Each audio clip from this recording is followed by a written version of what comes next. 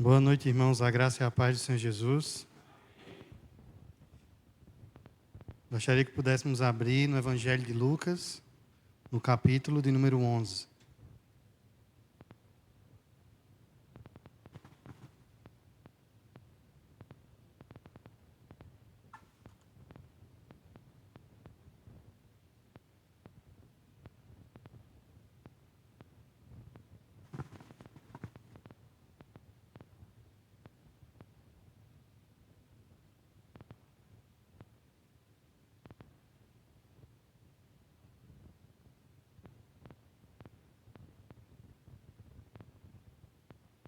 Amém? Evangelho de Lucas, capítulo número 11, a partir do verso 1, diz assim a palavra do Senhor. De uma feita, estava Jesus orando em certo lugar. Quando terminou, um dos discípulos lhe pediu: Senhor, ensina-nos a orar, como também João ensinou os seus discípulos. Então, ele os ensinou: Quando orardes, dizei: Pai, santificado seja o teu nome. Venha o teu reino. O pão nosso cotidiano dá-nos de dia em dia. Perdoa-nos os nossos pecados, pois também nós perdoamos a todo o que nos deve. E não nos deixes cair em tentação. Disse-lhes ainda Jesus: Qual dentre vós, tendo um amigo, e este for procurá-lo à meia-noite, e lhe disser: Amigo, empresta-me 3 pães, pois um meu amigo, chegando de viagem, procurou-me, e eu nada tenho que lhe oferecer. E o outro lhe responda lá de dentro, dizendo: Não me importunes, a porta já está fechada, e os meus filhos comigo também já estão deitados. Não posso levantar-me para te os dar. Digo-vos que se não se levantar para dar-lhes por ser seu amigo, todavia o fará por causa da importunação, e lhe dará tudo o de que tiver necessidade. Por isso vos digo: pedi e dá-se-vos-á, buscai e achareis, batei e abre-se-vos-á. Pois todo o que pede recebe, o que busca encontra, e a quem bate abre-se-lhe-á. Qual dentre vós é o pai que, se o filho lhe pedir pão, lhe dará uma pedra? Ou se pedir um peixe, lhe dará em um lugar de peixe uma cobra? Ou se lhe pedir um ovo, lhe dará um escorpião? Ora, se vós que sois maus, sabeis dar boas dádivas aos vossos filhos, quanto mais o Pai Celestial dará o Espírito Santo àqueles que lhe pedirem. Amém? Oremos ao Senhor mais uma vez.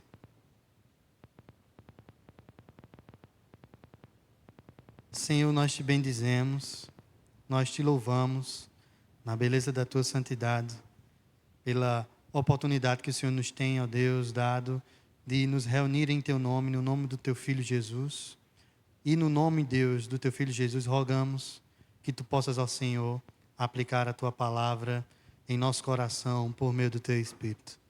Glorifica o teu nome, ó Pai, edifica a tua igreja, confirmando, ó Deus, a fé a cada coração, transformando, ó Senhor, os pecadores a uma vida íntegra diante de ti. É assim, Deus, que te oramos no nome de Jesus. Amém? O ensino de Jesus sobre a oração. Aqui está, irmãos, uma porção de texto muito conhecida da igreja.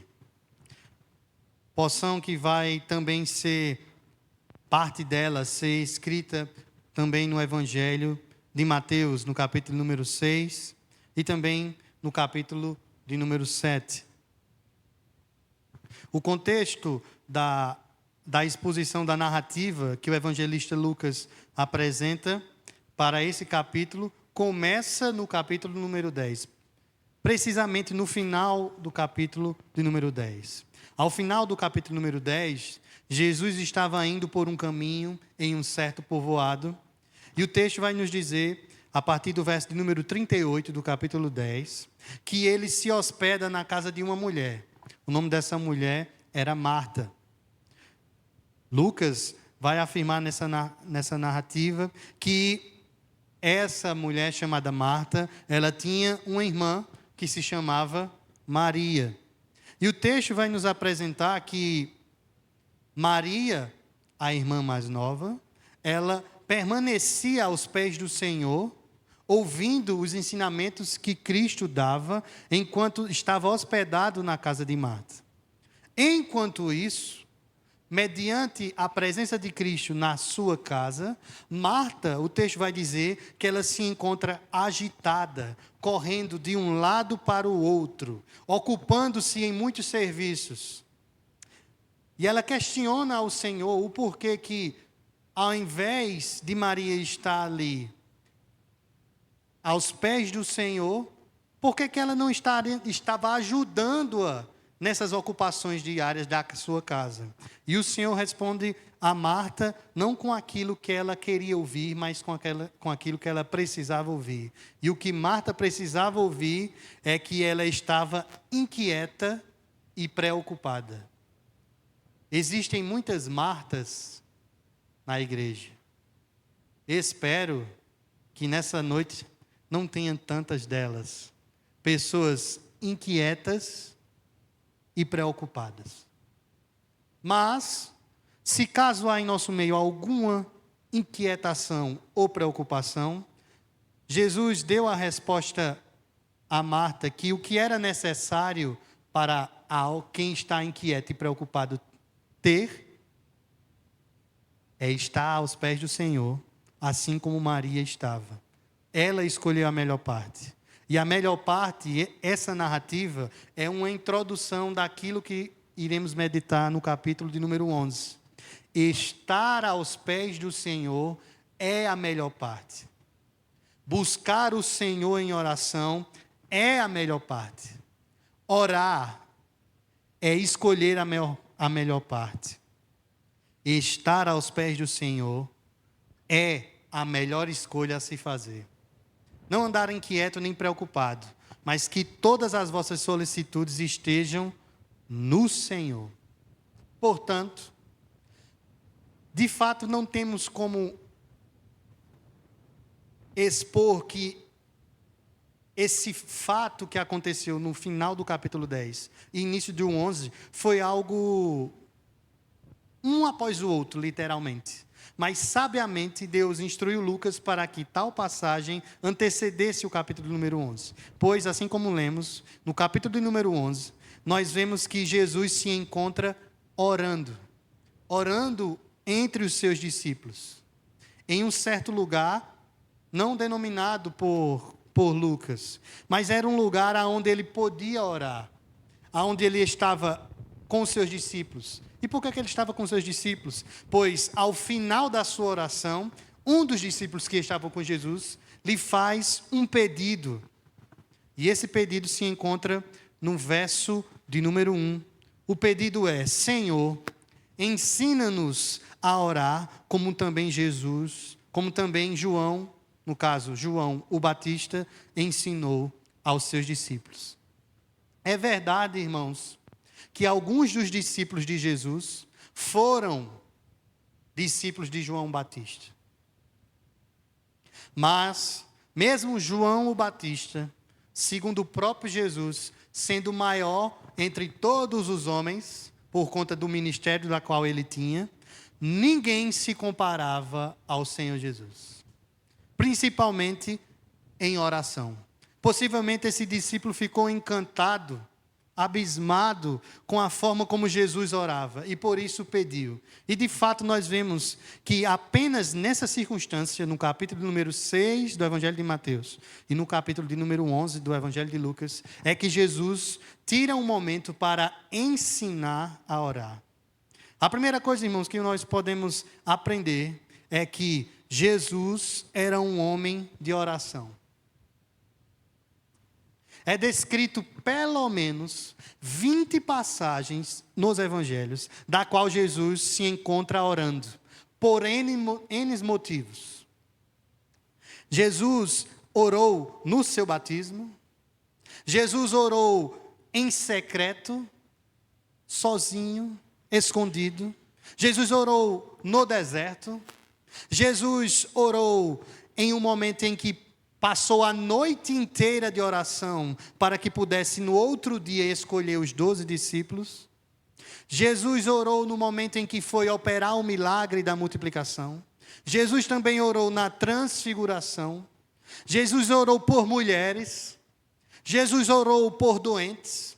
Jesus orou por crianças. Jesus orou no templo. Também Jesus orou nas casas. Ele orou nos momentos de comunhão, na ceia. Ele orou pelos seus discípulos, como é dito no Evangelho de João, no capítulo 17. Os discípulos que estavam com ele na ceia. E também ele orou por nós, aqueles que haveriam de crer nele. Jesus orou no momento mais doloroso. Ele orou também no Getsêmani, pedindo ao Pai que, se possível, passasse dele o cálice que estava preparado para ele beber desde antes da fundação do mundo. Mas em sua oração ele não pediu que fizesse a sua vontade do Jesus homem, mas que se cumprisse a vontade do Pai. Assim também ele orou na cruz, pedindo que o Pai perdoasse os pecados daqueles que faziam tamanho ato tão horrendo contra ele. Jesus era um homem de oração. E ao término dessa oração do capítulo 11, que não nos é falado o que foi que Jesus falou, para trazer tamanha admiração por esse discípulo, nós podemos ver que esse discípulo poderia ser um dos 12, mas o texto não nos diz. Mas esse discípulo também pode ser um dos 72 missionários que no capítulo número 10 do Evangelho de Lucas é enviado por Jesus para pregar o Evangelho. Podia ser desse grupo de discípulos que andavam ao redor dessa grande multidão que seguia Jesus. Mas independente de quem seja, o seu pedido era pertinente. Pertinente, irmãos, porque mesmo que essa prática, que é a oração, seja uma prática tão comum entre o povo de Israel, entre o povo judeu, povo que costumeiramente oravam 3 vezes por dia, e por uma causa orava apenas 3 vezes, mesmo assim, eles precisavam ouvir da boca do homem-Deus, de Jesus, a forma como o Pai desejava que os seus discípulos, que os seus filhos orassem. Então, no verso número 2, o texto vai nos dizer que Jesus diz: quando orardes, dizei: Pai, santificado seja o teu nome. Venha o teu reino. O pão nosso cotidiano dá-nos de dia em dia. Perdoa-nos os nossos pecados, pois também nós perdoamos a todo o que nos deve. E não nos deixeis cair em tentação. É perceptível, irmãos, que são poucas palavras. Menos de 1 minuto. Mas tais palavras e tais ensinos permeiam a história da igreja e tem edificado a muitos. A oração que se encontra registrada aqui no Evangelho de Lucas, ela é diferente da que se encontra registrada pelo apóstolo Mateus. Ela tem um quê de ser menor, porque Lucas, ele exclui algumas partes que Mateus deixa evidenciado. No texto de Mateus haverá uma conclusão e haverá também uma parte de uma doxologia no final. Mas aqui não, Lucas ele descreveu de uma forma mais direta, mais objetiva. E essa diferença, para os críticos, pode ser uma certa contradição, mas não é. Essa diferença entre o que Mateus escreve e o que Lucas escreve, na realidade é algo bom.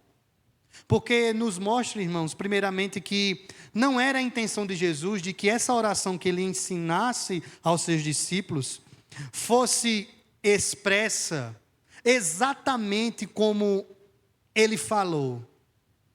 Na realidade, Jesus quer nos dar princípios, meios de como nós devemos orar. E não apenas orar pontualmente, mas ter uma vida, assim como Jesus tinha, uma vida de oração. Se de fato nós, como a Igreja Católica, tem adotado a oração do Pai Nosso como um meio constante e uma reza repetitiva, isso poderia se tornar, e como se torna para muitos católicos, como um mantra. Atrai o homem para a religiosidade. Atrai um homem para uma pequena devoção, pois se torna algo cotidiano, costumeiro, pequeno, simples. Mas essa oração quer nos levar a uma vida piedosa. O ensino de Jesus sobre a oração quer tornar a nossa vida humilde. Por meio da oração que Jesus nos ensina, ela nos fará compreender quem nós somos e o Deus a quem oramos. Ele inicia a sua oração dizendo: Pai. A oração, irmãos, é um meio de graça exclusivo para aqueles que são filhos de Deus. Pois Deus não ouve a pecadores, mas apenas aos seus filhos. Você tem noção disso, irmãos?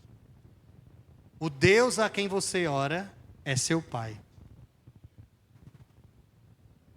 O crente, o cristão, começa a sua oração com um sentimento de humildade. E também com uma alegre consciência de que Deus é o seu Pai. E que Ele pode suplicar que Ele irá lhe atender. Porque Ele é filho de Deus, por meio da obra de Cristo, herdeiro, co-herdeiro com Cristo. Toda a obra de Cristo realizada, a sua obra e a sua pessoa, foi para nos tornar seus filhos, pois Ele nos amou antes da fundação do mundo. Por isso nós podemos ir confiantemente ao Senhor e chamá-lo Ele de Pai.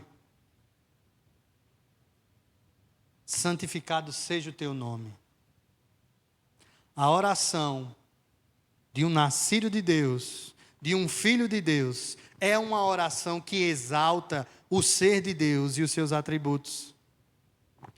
Ao crente que pela graça foi introduzida à comunhão com o Pai, chama todos a participar dessa experiência. Uma experiência de louvor e exaltação a Deus, para que em meio às obras, os atos que fazemos em vida, glorifiquem ao Senhor. A oração humilha o homem e exalta a Deus. Por isso que apenas o nome dele é que é santificado, é exaltado, não o nosso. Quando nós oramos e a oração é ouvida e o milagre acontece, não foi porque eu orei, mas porque santo é o nome dele. É por conta do poder que existe no nome de Jesus, e ele decidiu nos ouvir e nos responder por conta de Jesus, é que somos utilizados por meio da oração para a edificação da igreja. Somos filhos de Deus. Exaltamos a Deus por meio da oração. Para quê? Para que venha o teu reino.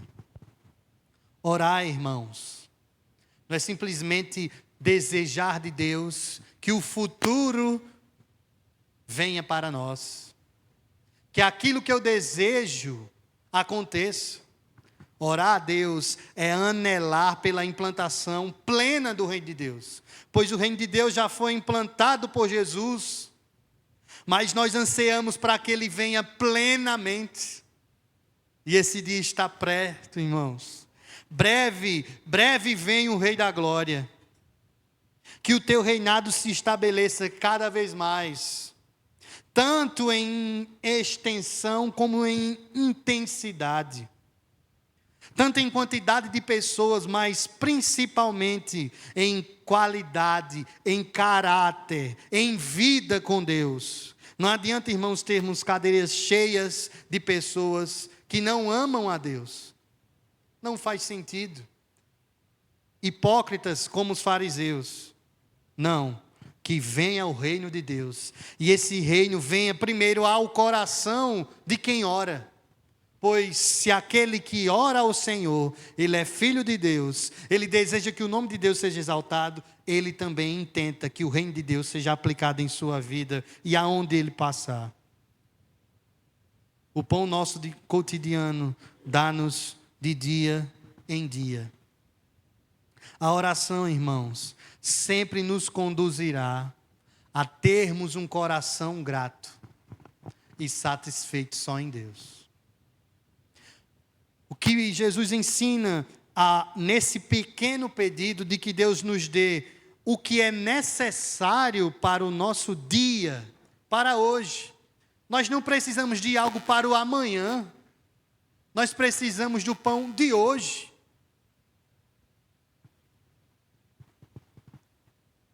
Nós temos, irmãos, constante necessidade. Diariamente, assim que você acorda, uma necessidade se apresenta.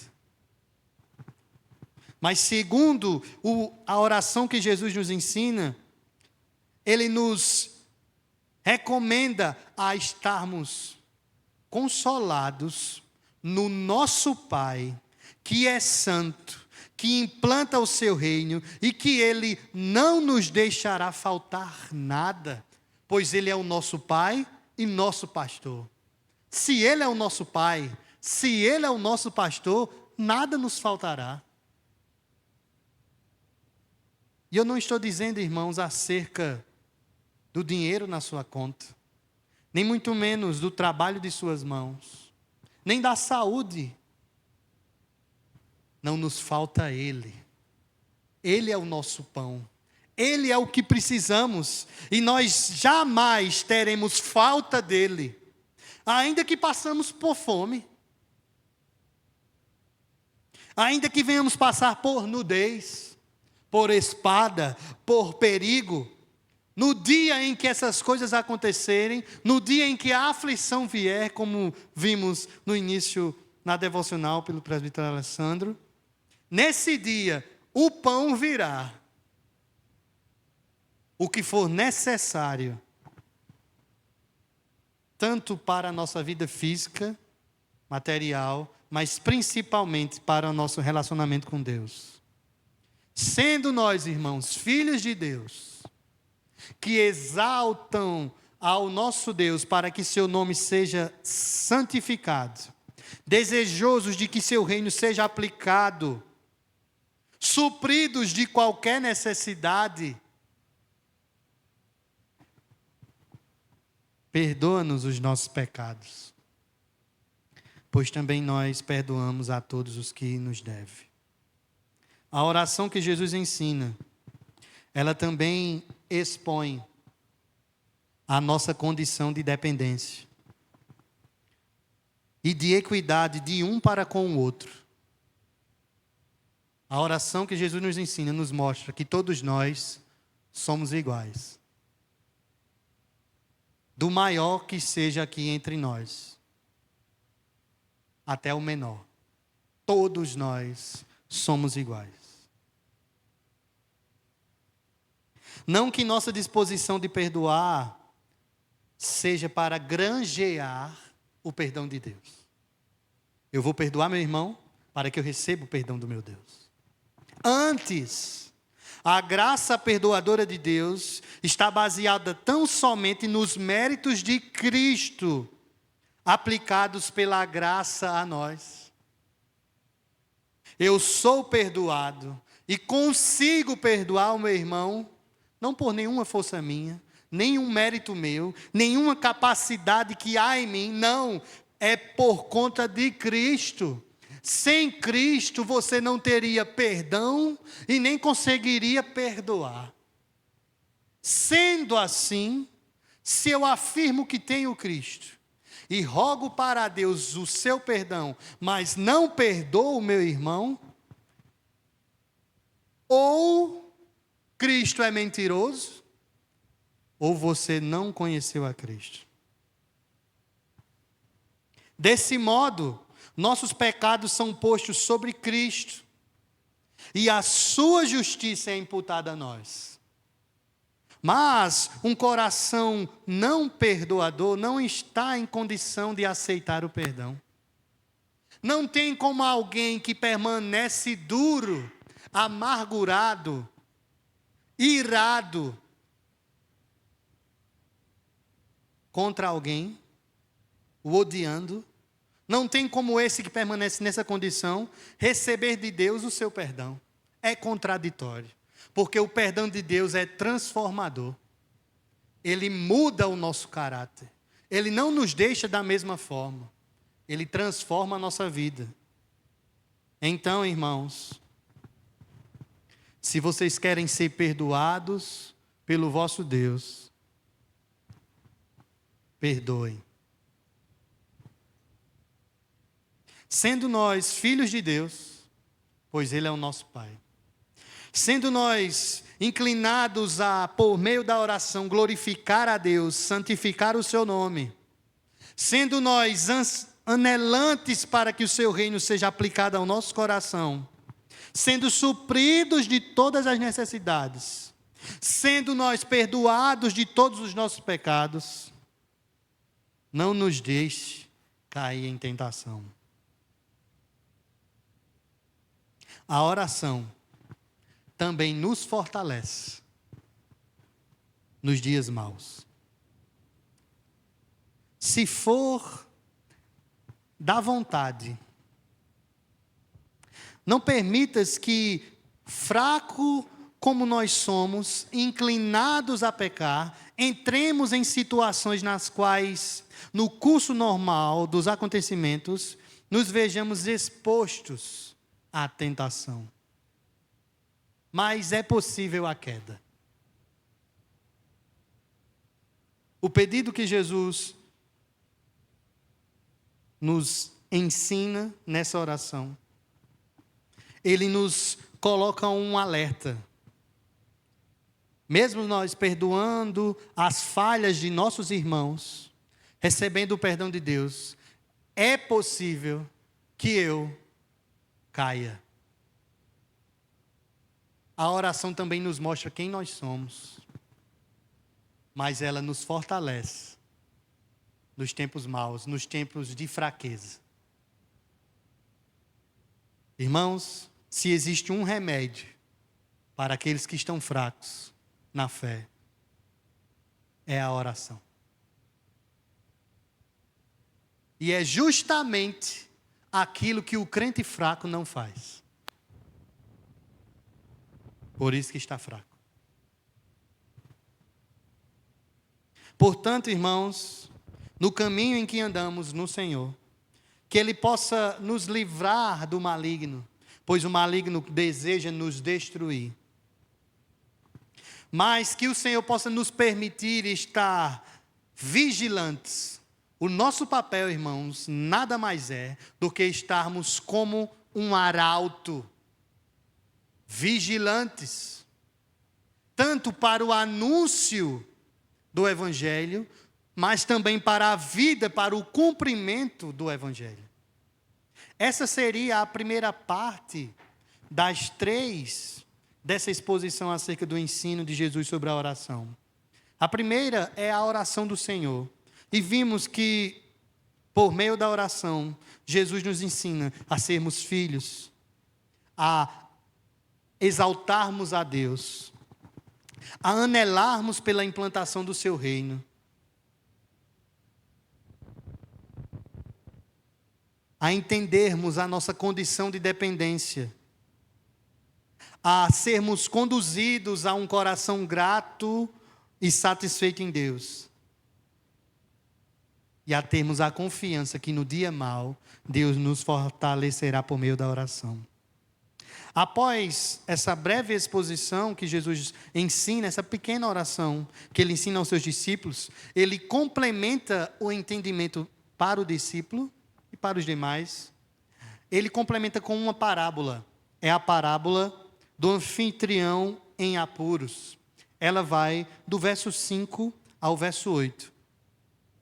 E eu gostaria de ler com vocês por partes. Precisamente foi essa porção que me motivou a compartilhar com os irmãos essa mensagem. Parece-me que ela é que dá todo o sentido para as outras partes do ensino de Jesus à oração.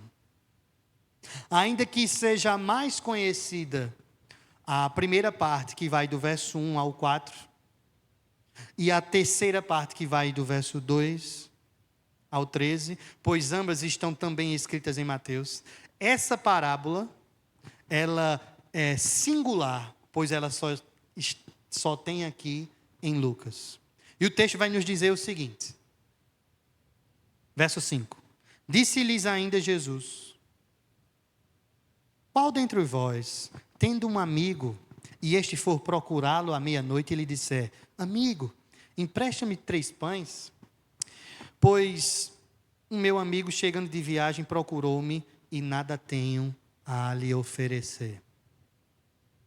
A parábola ela vai contar a história de um homem que estava dormindo. E à meia-noite, ele recebe a visita de um amigo.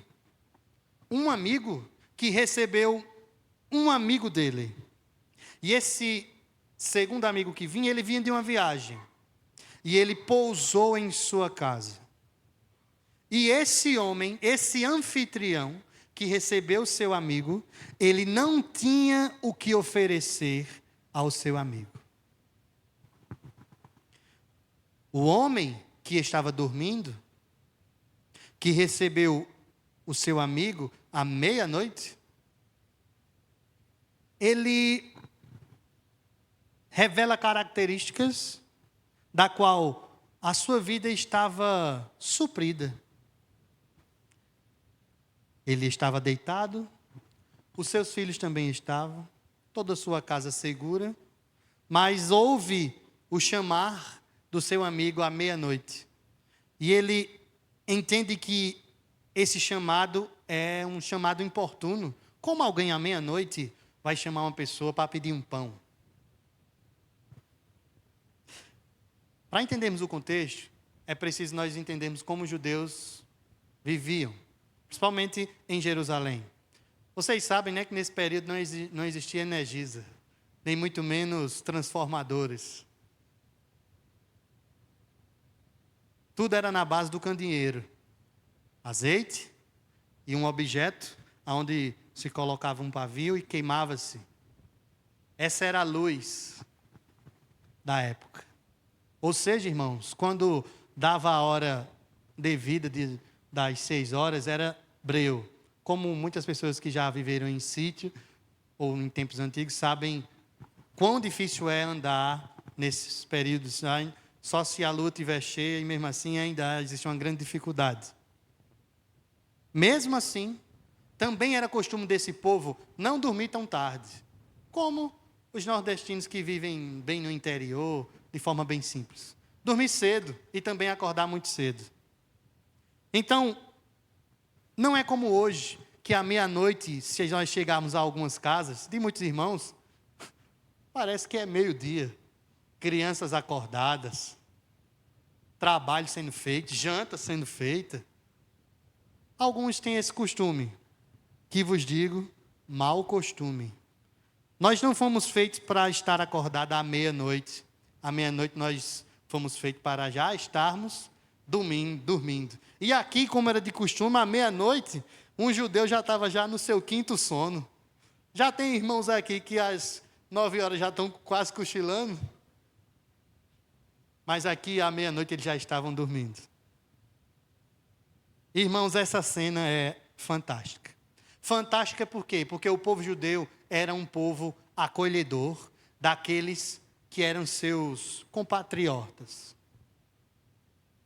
Se você for judeu, em qualquer lugar do mundo, passando necessidade, encontrar com outro judeu, não se preocupe. Você será suprido de qualquer necessidade. Pois eles são literalmente irmãos. Assim também é na maçonaria. Se você fizer os sinais lá e encontrar um maçom, você também vai ser suprido de qualquer necessidade. Em qualquer parte do mundo. E na igreja? Qual sinal nós fazemos? Como nós identificamos um irmão? E se nós identificarmos um irmão, será que faremos como os judeus? Ou como os maçons? Aqui está uma parábola grandiosa, que marcou o meu coração. Um homem está regalado em sua casa. O texto vai dizer que ele se encontra deitado, já dormindo. E um outro homem, que também estava dormindo, foi surpreendido com um amigo. E o amigo chega de viagem. E como característica do povo judeu, a hospitalidade, ele é exercida prontamente. Ele recebe o seu amigo, coloca, parafraseando, as malas na sala, prepara tudo, mas quando ele percebe, ele não tem o que oferecer ao seu amigo. Então, desesperado, ele corre no vizinho, como muitas irmãs às vezes, falta um arroz, falta um açúcar, café ninguém tem como mais, né? Pedir emprestado. Então, vai na casa de alguém, arruma aí um gás, um fósforo, alguma coisa que possa, até eu ligar para o mercadinho e trazer aqui. Não teve conversa. Alguém aqui por acaso já recebeu alguma visita assim, à meia-noite? É um pouco, de fato, estranho. Mas o anfitrião, ele se viu na condição do viajante. Um viajante que já andava por muito tempo. E se alguém, irmãos, chega de uma viagem à meia-noite, é porque ele vem de longe. Ele vem necessitado. Porque é natural que ninguém importune ninguém à meia-noite. Para entendermos todo esse contexto, é preciso nós entendermos o que é amizade, o que é amigo. Você tem algum amigo? O que é ser amigo? Segundo o dicionário, amigo é aquela pessoa a quem a gente ama. Até porque a palavra amigo deriva da raiz de amor, de amar. Amigo é também aquele a quem a gente confia. Segundo o dicionário, é aquele com quem nós temos uma relação de afeto. É uma pessoa companheira. É uma pessoa que nos dá segurança. É uma pessoa que nós podemos contar quando precisamos. Nós vamos ver que Jesus, não falando especificamente de amigo, mas como já foi nos dito nessa noite por meio da oração, Jesus nos ensinando acerca do cumprimento do mandamento, ele vai nos dizer que nós devemos amar uns aos outros. Em Provérbios, capítulo 17, verso 17, é dito: em todo tempo ama o amigo, e na angústia se faz um irmão. Provérbios 27, 17 diz: com o ferro se afia. Assim um homem ao seu amigo. Para quem conhece aí, para se amolar faca, é preciso um outro componente químico que possa ser mais rígido para desgastar a lâmina. Assim também é o nosso amigo. Quando nossas arestas estão pontiagudas demais, ele nos apara. Podemos confiar nele. Provérbios 27, 9. Como o óleo e o perfume alegram o coração, assim um amigo encontra doçura no conselho cordial. Por meio de um amigo, nós podemos ter confiança em saber que aquilo que ele falar para nós será para o nosso melhor. Jesus disse que não havia maior amor, e se encontra no Evangelho de João, que não havia maior amor do que aquele a quem dar a sua vida pelo seu amigo. Jesus, irmãos, é o nosso amigo. Possa ser que você não tenha nenhuma amizade. Possa ser que por conta de Jesus você tenha perdido todas as suas amizades. Mas nós temos um amigo fiel que é Jesus.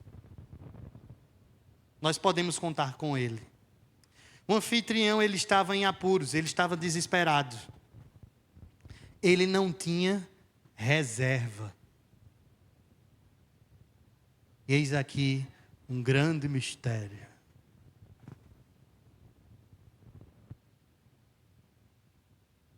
Se Jesus está falando de oração, e eu lhe utilizo esse exemplo, a oração é o pão que nós temos para dar aos nossos irmãos. Fica-nos a pergunta: como se encontra a sua despensa?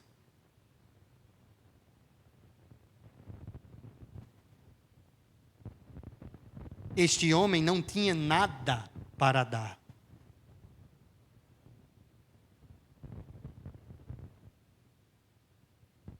No dia da angústia, no dia da aflição, é a reserva que nos garante alimento. Quando faltar-nos de todos e de tudo, é aquilo que nós temos reservado em oração, que nos suprirá. Muitos são preocupados em guardar dinheiro, em fazer bens, em construir casas e vender, em vender carros, em construir mansões, em fazer riqueza de todo tipo. Mas isso no dia da aflição não lhe alimentará. Por isso, esse homem que não tinha a quem recorrer, pois não tinha nada para dar ao seu amigo, ele vai pedir a um outro amigo. Só que ele se surpreende, achando que seu amigo iria o ajudar. O texto diz que o amigo que estava dormindo é surpreendido por o amigo anfitrião. E o texto vai dizer que esse amigo não agiu como ele esperava. Verso 7. E o outro lhe responde lá de dentro: não me importunes, a porta já está fechada, e os meus filhos comigo também já estão deitados. Não posso levantar-nos para te dar. Pelo que ele diz, no verso número 7, o amigo anfitrião, o amigo que estava dormindo, aparenta que ele tem reserva. Aparenta que ele tem pão na sua despensa. Ele era bastardo. Ele estava descansando com a sua família. Seus filhos estavam dormindo. Mas ele decidiu não ajudar. Ele decidiu não dar a mão, não acolher o pedido do seu amigo. Então também, irmãos, existe um outro problema. É você aparentar ter uma vida de oração e quando o seu irmão precisa, você não orar. Porque não adianta fingirmos que temos pão, mas no momento em que o irmão precisa, nós não o darmos. Lembrem, o pão não é o pão, é a oração. Pois Jesus está falando de oração por meio dessa parábola. O amigo que estava deitado à meia-noite, que se sentiu importunado pelo seu amigo, que era anfitrião, ele colocou dificuldades para ajudar o seu amigo. A porta está fechada, a chave está ali, não tem como eu me levantar, ó. Os meninos estão tudo deitados aqui, as redes. Não tem, se eu passar, vou acordar um menino. Já imaginou? Acordar um menino na meia-noite? Misericórdia, Jesus. O que será de mim? Se eu acordar, eu vou dormir que hora? Botando esse menino de novo para dormir. Eu não tenho nem como me levantar, ó. Se eu me levantar, minha esposa vai acordar.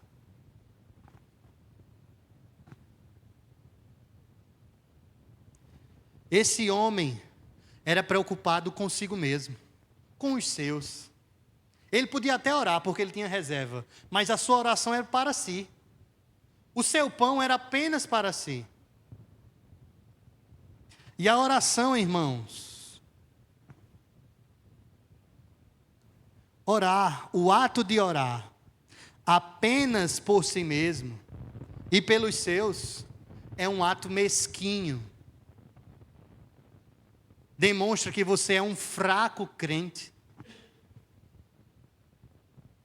Mas Jesus, ele nos ensina a ser intercessores dos necessitados. Como nós, irmãos, queremos ser discípulos de Jesus, olhando apenas para nós mesmos, como este homem. Jesus nos ensinou que a vida dele é o exemplo, pois ele entregou a sua vida pelos seus amigos, por nós.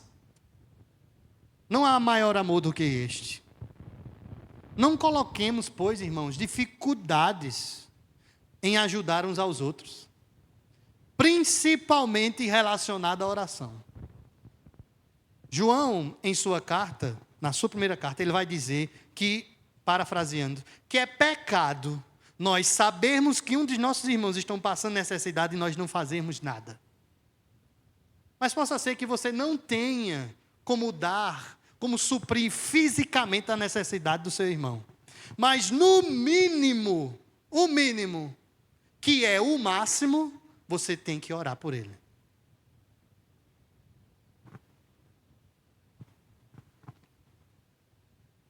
Ser um intercessor não é algo que é do dia para a noite. Você aprende a interceder. E Jesus quer nos tornar intercessores. Preocupados não consigo mesmo, mas com o que o irmão está passando.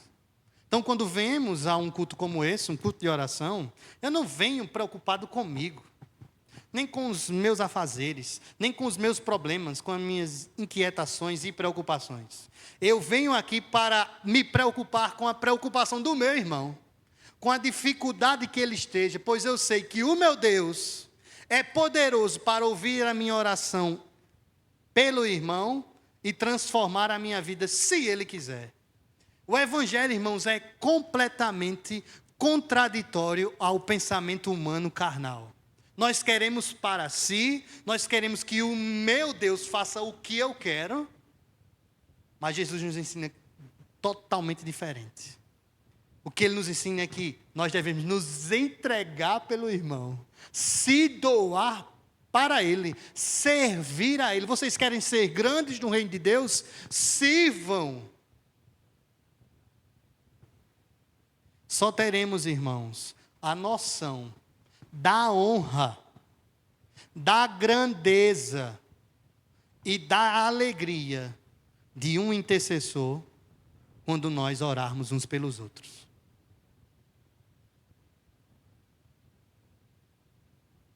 Existe de fato, irmãos, uma alegria inefável quando a oração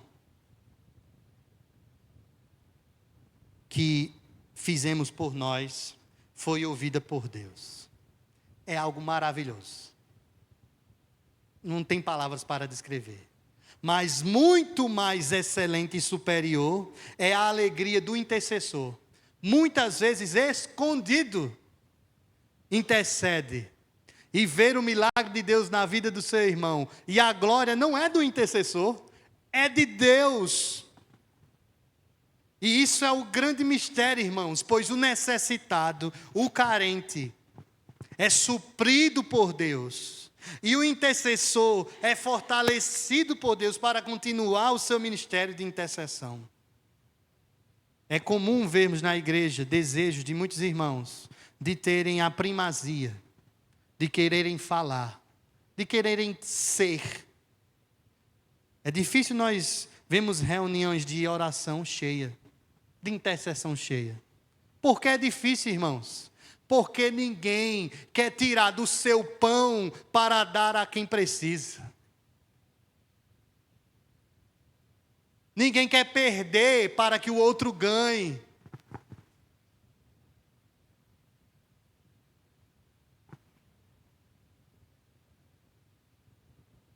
Verso 8: digo-vos,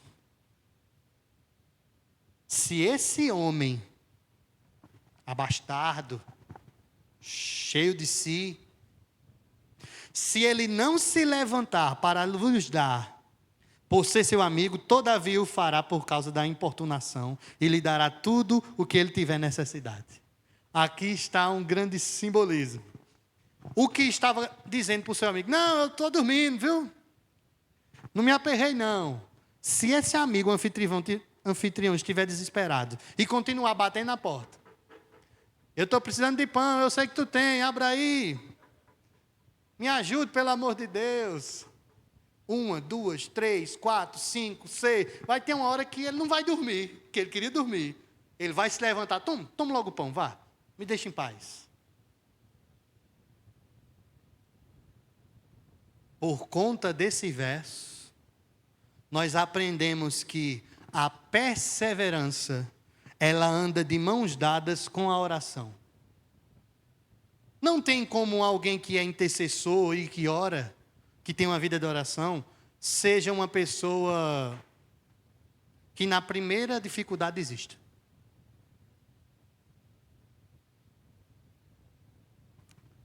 Uma irmã holandesa, cristã, Corrie de Boom, ela teve um grande feito no período da Segunda Guerra Mundial. Ela salvou muitos judeus, escondendo-os, pois os nazistas os procuravam para matar. E ela afirmou em sua biografia que a oração não é a preparação para a batalha. A oração é a batalha. Irmãos, nós estamos em guerra constante. Por isso Paulo falou aos Tessalonicenses: orai sem cessar. Isso é um mandamento. E nós precisamos cumpri-lo. Então, não tem como nós sermos um homem de oração sem sermos perseverantes. Até porque a perseverança é uma virtude que Deus nos concede para permanecermos firmes. Por isso que no verso número 9, Jesus entra na explicação da lição da parábola. E como é bem conhecido, verso 9 diz assim: por isso vos digo, pedi e dá-se-vos-á, buscai e achareis, batei e abre-se-vos-á. Pois todo o que pede recebe, o que busca encontra, e a quem bate, abrir-se-lhe-á. A lição do perseverante intercessor é que ele, se ele pedir, vai ser dado a ele. A lição para o perseverante intercessor é que se ele buscar, lhe será encontrado. A lição para o perseverante intercessor é que se ele bater, como esse amigo estava batendo, iria se abrir. Nada, preste atenção nisso, nada abala a fé de um intercessor perseverante. Na realidade, perseverança e intercessor é a mesma coisa. O coração do intercessor, ele se encontra confiante no Senhor, ele não se abala, assim como os montes de Sião não se abalam, pois o seu Deus é o seu refúgio, é a sua fortaleza. Ele tem em Deus certeza de que se ele se prostrar e orar ao seu Deus ouvirá. Assim como Daniel, que orava 3 vezes ao Senhor por dia, e foi feito um motim para o destruir, mesmo assim Deus foi com ele. E quando esse homem entendeu pela profecia do profeta Jeremias que Deus iria libertar o seu povo após os 70 anos de cativeiro, na sua oração, o texto diz que quando ele começou a orar, Deus mandou resposta a ele. Daniel, homem muito amado. Daniel era um homem de oração. Intercedia pelo seu povo. Verso 11 e 12 e 13. Qual dentre vós que está aqui, e dos irmãos que possam haver essa mensagem, qual dentre vós é o pai que, se o filho lhe pedir pão, vai dar uma pedra? Ou se lhe pedir um peixe, vai lhe dar uma cobra? Ou se lhe pedir um ovo, irá lhe dar um escorpião? Quem de nós, irmãos, fará isso? Mesmo nós sendo maus, e aqui está outra verdade que Jesus quer escancarar para nós. Nós somos maus. E essa maldade que há no homem, que o faz semelhante ao amigo que queria estar deitado sem se preocupar com o necessitado. Mesmo nós sendo maus, nós sabemos fazer boas ações. Nós sabemos ajudar as pessoas. Quanto mais o nosso Pai. Sendo nós maus, corruptos, pecadores, dependentes, orgulhosos e egoístas, sabemos dar boas dádivas. Quanto mais o nosso Pai, irmãos. Você, intercessor, pode orar a Deus com todo o seu coração. Fala palavras N's para tentar convencer o seu Deus de que atenda a sua oração. Mas só o soberano Deus sabe o que cada um necessita. Ainda que um enfermo peça a Deus por cura, mas Deus saiba que o que ele precisa é de perdão e transformação, Deus fará o que ele precisa. Já pensou se Deus nos atendesse tudo o que nós o pedimos? Nós não sabemos orar como convém. As nossas orações são vazias e são fracas. Mas se nós recebermos o Espírito que o Pai quer nos dar, seremos conduzidos por Ele a viver uma vida íntegra, a sermos igreja. Será, irmãos, que Deus está se agradando da forma como nós estamos nos tratando?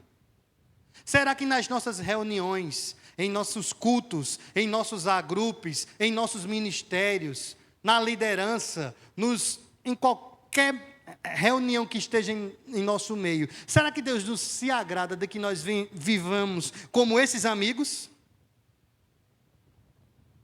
Achando que estamos importunando um ao outro, sem submissão, sem amor, sem dependência de Deus, sem entrega da vida, sem uma comunhão plena, conforme Jesus nos ensinou? Será que Jesus quer nos ensinar a orar para sermos mais, para termos mais? Ou Ele não quer nos ensinar a sermos humildes como Ele era? Nessa lição, os homens favorecem os que amam. Será que a igreja tem se entregado plenamente aos perdidos? Jesus nos ensina em outro momento, lá no livro de Mateus, que nós devemos orar pelos nossos inimigos. Amar eles e orar por eles. A igreja do Senhor tem intercedido pelos seus inimigos? Eu não sei quem é de fato a igreja, mas o Senhor o sabe. E essa verdadeira igreja do Senhor Jesus Cristo, sim, tem vivido uma vida íntegra, devota, submissa e de oração. Pois você quer saber quem você é diante de Deus?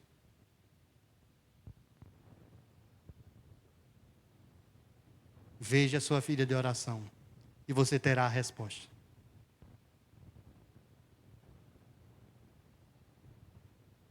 Irmãos, e eu vos falo não com altivez, mas porque primeiro isso veio a mim e me constrangeu. Precisamos, irmãos, orar. Não simplesmente por nós mesmos, mas uns pelos outros. Sendo assim, concluo. Jesus, ele é o maior exemplo de oração. Se afirmamos ser seus discípulos, nós devemos viver como ele viveu. A intercessão não é uma opção para nós. A intercessão é uma realidade. O Evangelho nos ensina a entregar completamente as nossas vidas. E por fim, para os que costumam orar, continue, confie no Senhor vosso Deus, pois Ele vos ouve. Pois não há nenhum poder sobre os que oram, nem sobre a sua oração. A oração do justo só pode muito em seus efeitos, porque ele ora a um Deus que é todo-poderoso. Que seja realidade ao nosso coração. E que o Senhor aplique a sua palavra ao nosso coração.